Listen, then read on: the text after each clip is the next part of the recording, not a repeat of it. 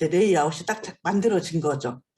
이제 꼭지까지 만들면 드디어 집필하기에 들어갑니다. 책을 쓰기 시작하는 거죠. 근데 이제 맞춤법은 크게 신경 안 써도 되세요.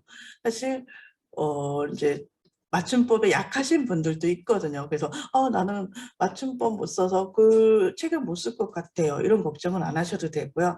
편집자가 3번 이상 교열을 보고 또 이제 그 한글 문서에서 그 맞춤법 교정하는 그런 것도 있잖아요. 그런 거 통해서 맞춤법을 바꾸시면 되고, 사실 맞춤법보다 더 중요한 거는 오타 탈자예요. 오타 탈자는 이제 책을 쓸 때도 신경 써서 이제 읽어보시면서 쓰기 전에 신경 써서 하셔야 되고요. 또 태고 과정에서도 잡아내셔야 되세요. 왜냐하면 그거는 내 책에 대한 애정 문제거든요. 출판사에서 편집자나 출판사 사장님이 원고를 보는데 아니 오탈자가 이렇게 많아. 그래서 이 작가는 자기가 책을 쓰면서 자기 원고 읽어보지도 않은 거야? 이 원고에 대한 애정이 없네? 이런 생각을 하실 수도 있거든요. 그래서 오타자, 요거는 신경 써서 하셔야 되고요. 또 문장에 신경을 쓰시면 좋을 것 같아요. 이제 읽기 좋은 문장. 간결하고 단순하고 술술술 읽히는 문장, 그리고 조금 더 세련된 문장, 이런 거 있죠. 그런 문장에 신경을 쓰셨으면 좋겠고요. 나는 그런 게 잘 몰라, 어떻게 할지 모르겠어 하시는 분들은 내가 좋아하는 작가책을 필사해 보세요. 그러면 내가 쓰는 글에서 어느새 그 작가의 그런 문체가 묻어나오기 시작할 수 있어요. 그래서 아침마다 책을 쓰시면서 이제 그 나의 롤 모델이 되는 어떠한 책을 쓰고 싶은 그런 작가의 책을 뭐 조금씩이라도 필사를 한다든지. 근데 중요한 거는 이 모든 거를 준비해 놓고 책을 쓰시면 안 돼요. 동시에 이뤄가셔야 되는 거예요.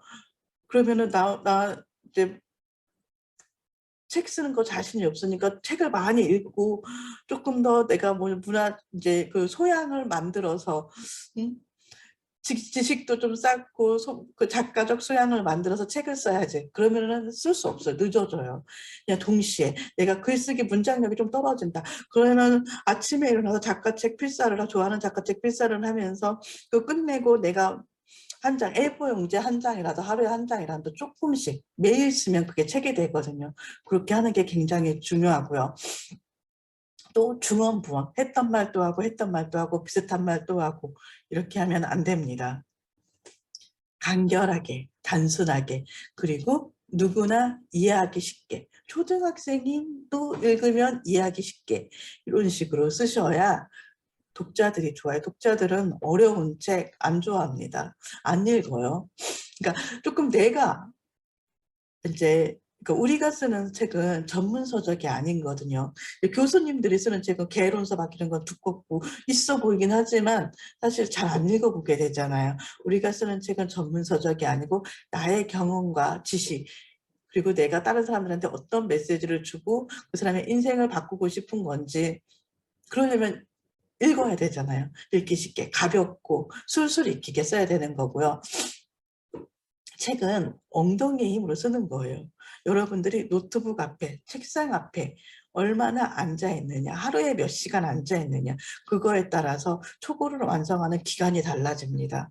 앉아서 뭐라도 한 줄이라도 계속 써내려가면 되세요. 그리고 모든 것에는 임계점을 넘는 노력이 필요한 거예요. 책도 이 임계점을 넘어야 되고요. 한 50%, 60%이 정도 쓰다 보면 굉장히 또 슬럼프가 오기도 하고 전혀 생각이 안 나기도 하고 이제 그 멈춰지기도 하거든요. 근데 멈추면은 다시 시작하기가 힘들어요. 열차가 가다가 멈추면은 그 열차를 다시 움직이게 하기 위해서는 2배, 3배의 동력이 필요하다고 하더라고요. 우리도 무언가를 배우다가 멈추게 되면 그 전에 배웠던 게 싸그리 사라져요. 그래서 처음부터 다시 배워야 되고요. 책도 한번 쓰다가 멈추게 되면 1년 금방 후딱 지나갑니다. 저 같은 경우도 그랬어요. 저 책 쓰다가 멈췄었거든요. 그래서 시간이 굉장히 오래 걸렸어요. 첫 번째 책을 쓰는데 절대 멈추지 마시고요. 초보는 쓰기 시작했으면 한 달 안에, 두 달 안에 딱 데드라인을 정해놓고서는 바로 어떻게든 끝낸다는 생각으로 하시는 게 중요합니다. 또 책 쓰기의 기본, 서론, 본론, 결론 이렇게 쓰셔야 되는 거죠. 근데 이렇게 서론, 본론, 결론에 맞춰서 쓰는 건 사실 당연한 거예요. 서론에서 뭐 도입부 이렇게 도입하는 문장, 그 사람들의 흥미를 불러일으킬 만한 그런 문장으로 서론을 쓰고, 본론에서는 이제 그런 근거나 사례를 제시하고, 결론에서는 이제 그 재강조를 하는 건데, 이런 식으로 써야 되긴 하지만 사실 작가마다 자기가 쓰는 그런 스타일이 있어요. 그런 스타일에 맞춰 갖고 쓰다 보면 서론, 본론, 결론이 되는 거고요.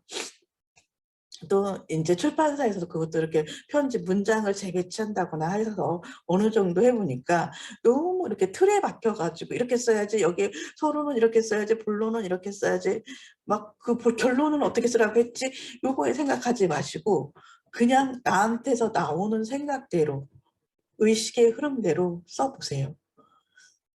또 중요한 건 종결어미, 끝나는 말을 다양하게 하는 것이 좋습니다. 다 뭐뭐 했다, 뭐뭐 해라, 뭐 이런 식으로 해라 이렇게 끝나면 안 되겠죠. 뭐뭐 하길 바란다 이렇게 끝나도 안 되겠고, 끝나는 어미를, 종결 어미를 다양하게, 그 읽는 독자가 뭐 이렇게 눈치채지 못하게, 이 사람은 같은 말을 왜 이렇게 썼을까, 뭔가 계속 비슷하게 끝내네, 이런 느낌이 안 들게 다양하게 쓰시면 좋을 것 같고요.